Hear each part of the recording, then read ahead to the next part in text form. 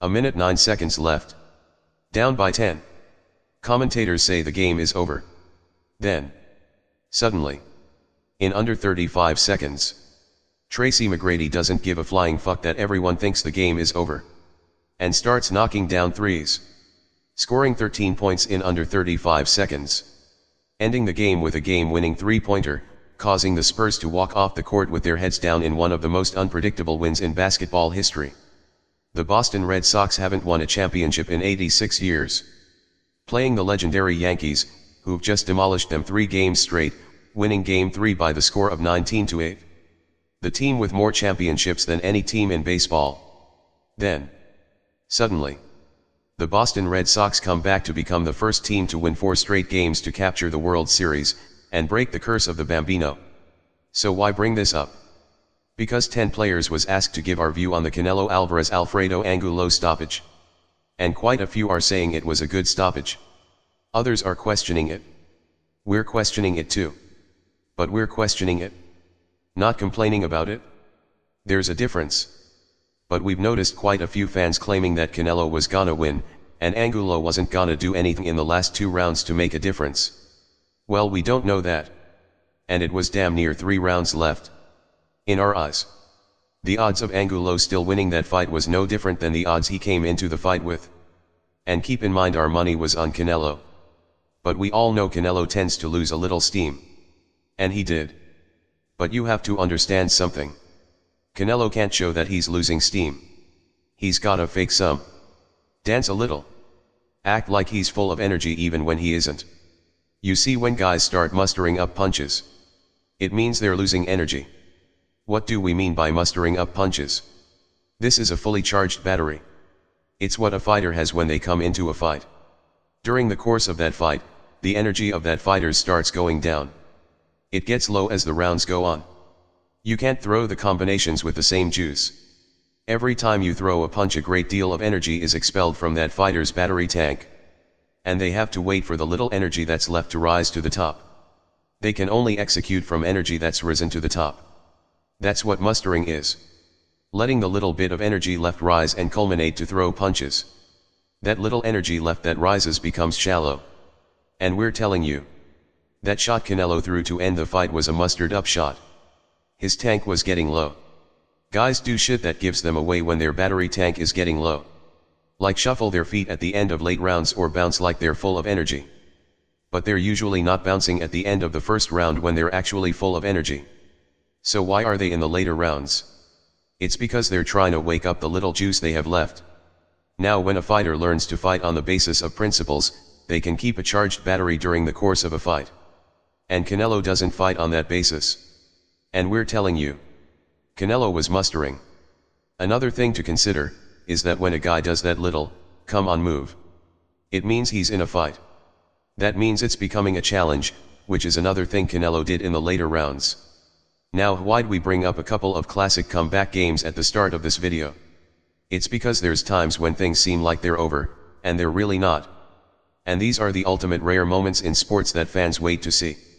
The team or guy that shouldn't win, wins, or comes back from adversity. Oh yeah, that's right. Angulo wasn't gonna do that. Really? Sure, it's unlikely. But more likely than fans think, and far more likely than Tracy McGrady scoring 13 points in 33 seconds. Corrales wasn't gonna come back to stop Castillo. Yet out of fucking nowhere, he shocked the shit out of everyone. Do you know what would have happened if the ref stopped that fight when busted up Corrales goes down for the second time in the same round he stops Castillo? All the fans who claimed Angulo wasn't gonna do shit would have claimed the same shit about Corrales. And if Angulo would have came on, or had a Corrales moment at the end of that fight, all the fans claiming he wouldn't have done nothing would have been talking about how unbelievable it was instead. I mean, destiny is something. Kelly Pavlik is out on his fucking feet against Jermaine Taylor. Do you know what happens if the ref steps in and stops that fight? No one would have questioned it. Good stoppage, they'd claim. And Pavlik doesn't knock Taylor the fuck out like he did. Then beat him in a rematch. Or face B-Hop. He never gets a name. Do you know what happens if they stop Pac Marquez after the third knockdown in their first fight? They never rematch. Marquez doesn't get the chance to fight to a draw. Or have people claiming he won 3 of 4. And this never happens. Marquez becomes nothing more than a guy who was easy work for Pac and couldn't even last one round. What about Rocky? The real one. Walcott was handing him his ass. Put him on it in the first two. The only way he could win that fight was by knockout because he was down too far. If they stopped it, he wouldn't be The Rock today. This classic shot wouldn't exist. The only heavyweight in history to retire undefeated doesn't exist. And you'd all claim Walcott beat his ass. But letting him make it to the 13th changed history. So now, no one claims shit about Walcott. They only show this. Which is sad. Because Walcott was a hell of a fighter. But The Rock loses that fight today. He doesn't make it to the 13th round because you don't have one. And you'd all be claiming he's a bum. But we're telling you. Certain fighters' records would look very different if there were 15 rounds. Especially with modern fighters that have old school flavor. Floyd and Bernard would have more knockouts. Meanwhile Bradley would have been knocked out. And no, he wouldn't have paced himself differently for Provodnikov. That's how much of a difference 3 rounds can make. Like the 3 rounds taken from Angulo. Yeah, it was in the 10th, but nearly a full round left, and for some reason we've got the strange feeling that fight might have continued if Canelo was Angulo. Because Canelo is undoubtedly Golden Boy's favorite son. The special one. Better than the other kids. Doesn't have to make weight. Deserves gifts for his new home at the end of fights during press conferences. Well, where's the other fighters' gifts when they win? You know what paying a motherfucker for not making weight is? It's paying a motherfucker for a boost. It's like a basketball team paying another team to spot them 10 points. Then having the press hail them as great and claim they're back when they win the game. If it was so irrelevant you would have made weight. It's paying someone off to not play by the rules. Then Laura comes up trying to make a fight.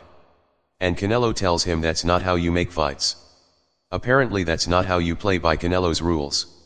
Maybe Laura should have paid him off. Then Laura's accused of being disrespectful. Trying to punk Canelo and all kinds of stupid shit. Well, that's not what we saw. We saw a very respectful Laura trying to make a fight happen because he's being ignored. Yet Canelo isn't disrespectful to these same people when he calls the man a runner. Then Canelo asks who wants to see the fight, and claims no one does. Except one guy who's Laura's manager. And the press all laugh like little girls with a Canelo crush. What we wanna know is what kind of fucking press is this? That must have been Teen Girl Crush magazine press. We've never seen no shit like this before. Is this Golden Boy personal passes press? How can motherfuckers who really cover boxing not know who the fuck Laura is? How can they not know he beat Trout too? How the fuck can they not know he stopped Angulo too? How can they giggle like little girls and not wanna see this fight? What type of bitch cock riding press was that? If Laura's a champion and Canelo doesn't want him, then Canelo's admitting he has no desire to unify the belts. So why the fuck is he fighting? Is he fighting to be an entertainer too? After all, that's the new goal in boxing. So why do we question the stoppage? For one, Angulo is Mexican. And this wasn't Margomed's corner. Virgil Hunter has the best interest for his fighters. He clearly let Angulo know, another combination on you and I stop it. The second issue is that unlike Margomed, Angulo wasn't complaining. The third thing is that some fighters don't know when they've had enough. But Angulo has given us no indication that he's that kind of fighter. He voluntarily quit with Laura and made no excuses. The other thing is that Angulo is Mexican. The next thing is that there's a difference between a fighter getting beat up and a beaten fighter. This is a beaten fighter. Angulo's ego's not that big. The next thing is that a beaten fighter doesn't have Angulo's body language after a stoppage. And the biggest thing is this. Angulo is Mexican. So we'll respect Canelo's win. He's a good fighter who fought a good fight. But we don't respect the paper knockout.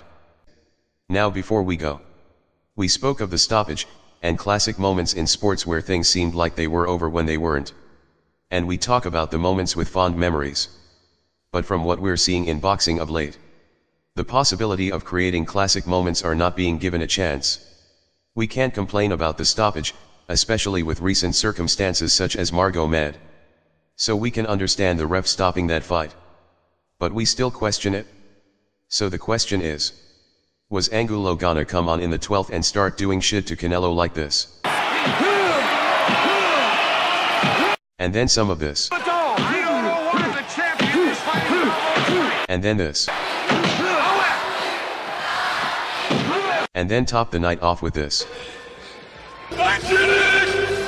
We doubt it. But just keep this in mind.